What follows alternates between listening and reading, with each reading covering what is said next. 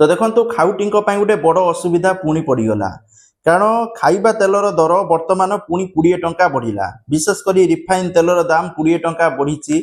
तो प्रथमे तो 5 टंका 10 टंका बढ़ला बर्तमान आज पुणी 20 टंका बढ़ीगला।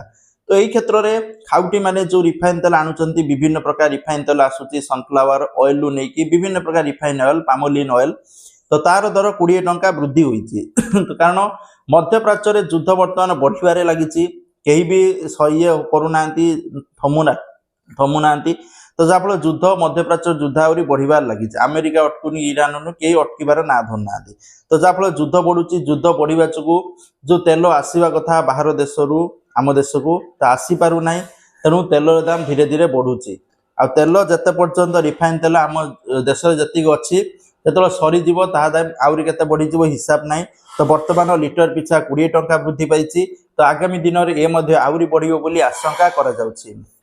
तो यही क्षेत्र में आपण मैंने सरिष तेल यूज करेंगे कारण सरिष तेल मूल्य एत वृद्धि होनी जोड़ा ठीक रेट्रे अच्छी किंतु बाकी रिफाइन तेल दाम धीरे धीरे बढ़िबारे लगी 5 टंका बढ़ता 10 टंका बढ़ता आज 20 टंका वृद्धि होती। तो आगामी दिन में जदि यार अभाव रोचे आगामी दिन में आहरी वृद्धि हम बोली आशंका करा जाउछि। तो ये अपडेट थैंक यू जय जगन्नाथ।